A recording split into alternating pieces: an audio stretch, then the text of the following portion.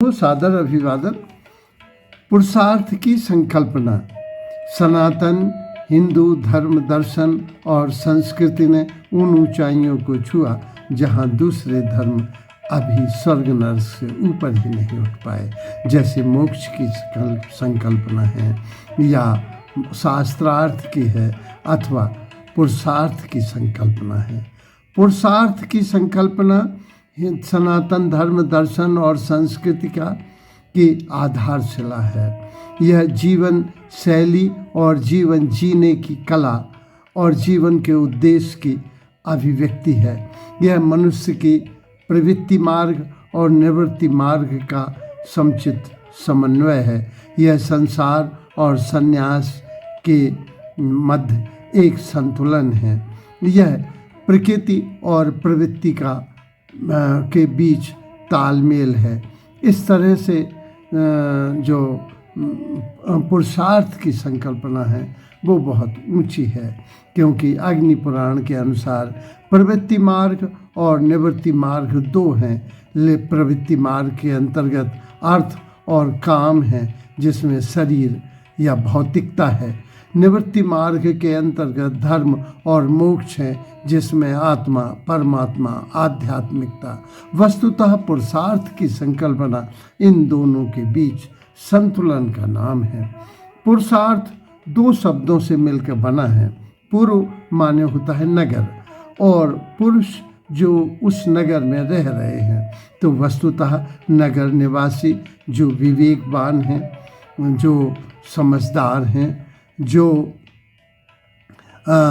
जीवन का उद्देश्य समझना चाहते हैं, ऐसे सुसंस्कृत लोग नगरवासी या पुरवासी कहलाते हैं। और उनमें जो पुरुष लोग रह रहे हैं वे विवेक और वैराग्य के संतुलन से स्थापित हो, जिसमें वह पुरुष है। जिनमें यह असंतुलन हो वह तो पशु है। तो पुरुष माने होता है वह मनुष्य जो विवेकवान हो। विवेक भी वो जो सत्य और असत के बीच, गलत और सही के बीच, पुण्य और पाप के बीच सीमा रेखा खींच सके। तो इसका जो अर्थ है, इसका जो लक्ष्य है, वह कहना चाहिए पुरुषार्थ। अर्थ क्या है? मनुष्य के जीवन का लक्ष्य क्या है, प्रयोजन क्या है, उद्देश्य क्या है, इसकी अभिव्यक्ति इस शब्द में होती है। वेदों में या वैदिक साहित्य में प्रारंभ में त्रिवर्ग का ही उल्लेख था, जिसमें धर्म, अर्थ और काम तीन पर ही परिसमाप्त होती थी। किंतु महाभारत और गीता और बाद के जो धार्मिक ग्रंथ हैं, उनमें मोक्ष की कल्पना को और जोड़ा गया। वस्तुतः दूसरे धर्म स्वर्ग नरक से ऊपर नहीं जा पाए। मोक्ष की कल्पना ये पूरब की अपनी मनीषा है। तो पुरुषार्थ के चार अंग हैं: धर्म, अर्थ, काम, मोक्ष। वस्तुतः जीवन में जो अहंकार है, संसार में अहंकार है, ममता है, वासना है, ये संसार रूपी जो वृक्ष है वो बहुत दृढ़ है, मजबूत है। इसे इस संसार को वैराग्य की ओर लाने के लिए वैराग्य के शस्त्र से इसको काटा जा सकता है। यह बात गीता के अध्याय 15 के 3 श्लोक में बड़ी स्पष्ट बताई गई है। तो ये समझ से संसार को भोगना ही पुरुषार्थ का लक्ष्य है। यह व्यष्टि से समष्टि की ओर ले जाने का प्रयास है। तो इसके चार अंग हैं। हम देखें, सबसे पहले धर्म। धारेति धर्म, जो धर्म को धारण किया जाता है वह धर्म है। डॉक्टर राधा कृष्णन के अनुसार कर्तव्यों का समुच्चय धर्म है। हिंदी शब्दकोश के अनुसार ये ऐसा तत्व है जो देश, काल और परिस्थिति के अनुसार आचरण करने का एक नैतिक उपाय है। इसी तरह से धर्म समाज में रहने के योग्य बनाता है। अर्थ और काम के उद्दाम वेग को धर्म उनको नियंत्रित करता है। शास्त्रों द्वारा निर्धारित कर्म ही धर्म है, ऐसा गीता भी कहती है। मनु के अनुसार सत्य, शील, संकोच, जो शौच, संयम, सदाचार, यह से अलंकृत व्यक्तित्व ही धार्मिक व्यक्ति है, जिसमें अहिंसा, अस्तेय, अपरिग्रह हो, जो इंद्रिय निग्रह कर सके, धैर्य, करुणा, क्षमा और परोपकार से अलंकृत होता है, वह व्यक्ति ही पुरुष है। शेष तो पशु के तल पे हैं। पशु के तल से पुरुष के तल पर भी आया जा सकता है, और पुरुष के तल से जब हम निकृष्ट गुणों को, निकृष्ट अवगुणों को धारण करते हैं तो हम पुरुष से पशु तल पर भी चले जाते हैं। बुद्ध की जातक कथा है, जिसमें एक जंगल में आग लगी। आग बहुत भयावह थी, सभी जीव जंतु दौड़े भागे, और उनमें हाथी, हिरन, शेर, चीता सभी थे, खरगोश, छोटे जीव जंतु से बड़े तक। हाथी चूँकि दौड़ में अधिक होता है, इसलिए वह बहुत आगे निकल गया और एक वृक्ष के पास, जहाँ थोड़ा कीचड़ भी था, ठंडक पाकर वह बैठ गया। बैठने से उसके हाथी के पैर से कीचड़ दब गया, एक गड्ढा सा बन गया। थोड़ी ही देर में एक खरगोश आया और उस गड्ढे पर बैठ गया। चूँकि हाथी ने पाँव ऐसा कर लिया था, मोड़ लिया था, थक गया था, तो उस गड्ढे में जब हाथी ने देखा तो उसे लगा कि ये अब मैं पैर रखता हूँ तो मर जाएगा, और वो रात भर पेड़ पाँव अपना सिकोड़े ही रहा। सुबह जंगल की आग जब तेज हो गई तो खरगोश तो उछल के निकल गया, लेकिन हाथी जो करुणा और दयावश पैर मोड़े ही रहा था, वह उस तेजी से नहीं मोड़ पाया और जल के मर गया। तो महात्मा बुद्ध कहते हैं कि अपनी दया करुणा के वश जो उसने प्राण त्यागे थे दूसरों को बचाने के लिए, इसलिए उसे पशु योनि से पुरुष योनि मिली। इसी तरह से अगर हम क्रोध करते हैं, काम के आवेश, उद्दाम वेग में आ जाते हैं, तो हम पशु तल पर चले जाते हैं, इंद्रियों के तल पर चले जाते हैं और पशु तुल्य हो जाते हैं। तो जब हम सनातन धर्म दर्शन, डॉक्टर एनी बेसेंट ने लिखा था कि मैंने दुनिया के 10-15 धर्म पढ़े, उनमें अगर विश्व के सारे धर्मों को मिला दिया जाए तो वे धर्म सनातन हिंदू धर्म की तरह दिखाई देने लगेगा। तो इस तरह से हिंदू धर्म की कुछ अपनी विशेषताएं हैं।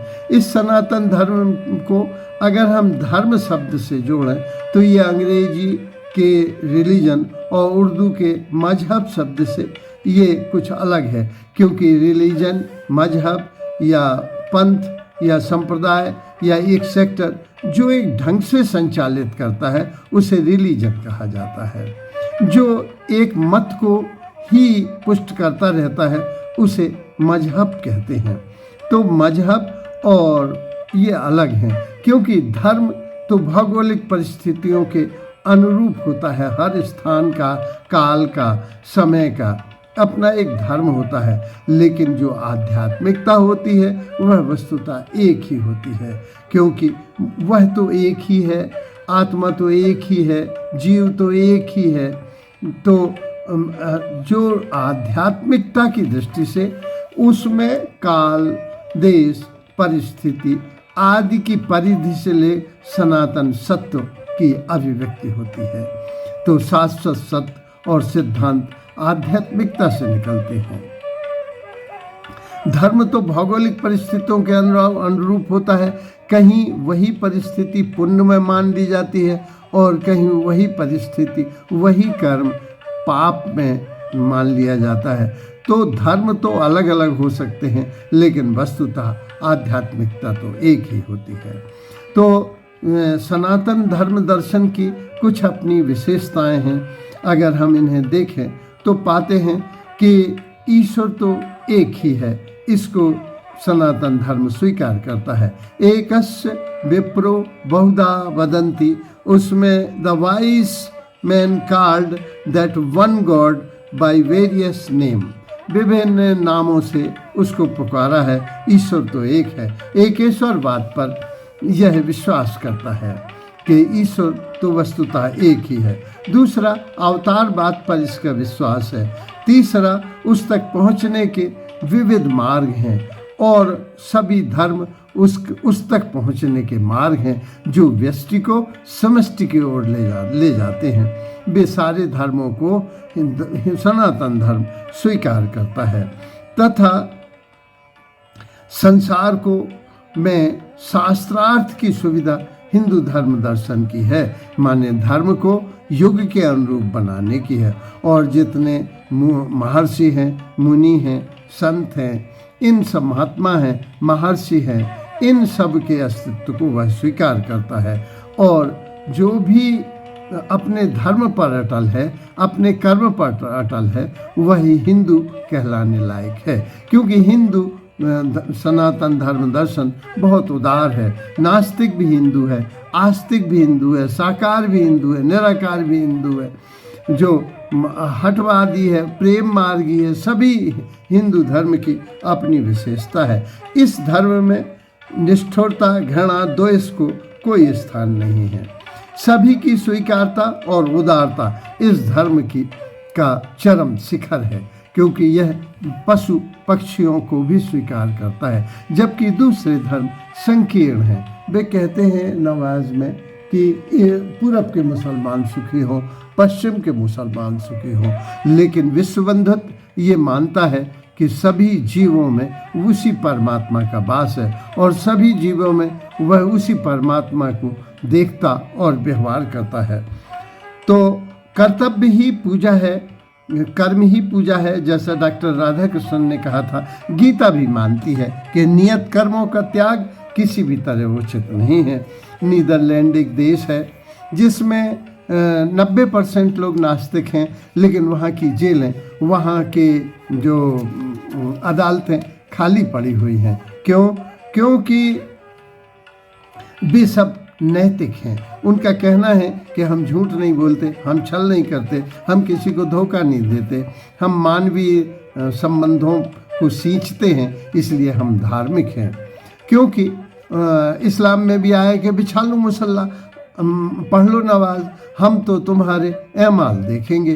तो आचरण में जो धर्म आए, जो नियत कर्म आए, उसका स्वाध्याय से अभिप्राय अपने धर्म के पालन से है। गीता में आया है कि अपना धर्म, अपना कर्तव्य, अपनी ड्यूटी दूसरे की कितनी भी सरल हो, सहज हो, सुंदर हो, लेकिन अपना धर्म ही तुम्हें स्वर्ग में ले जाने। निष्काम कर्म योगी स्वर्ग के भाजन हो और मोक्ष के द्वारा मुझे प्राप्त करते हैं।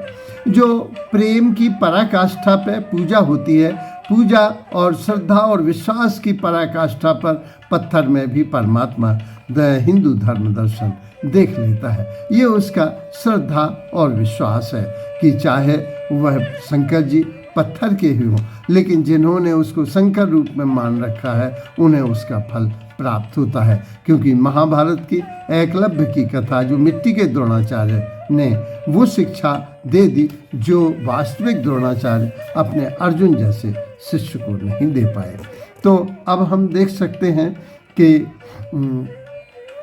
अगले एपिसोड में देखेंगे कि धर्म क्या है, काम क्या है और मोक्ष क्या है। आदि की विवेचना अगले के लिए देखने की कृपा करें। धन्यवाद।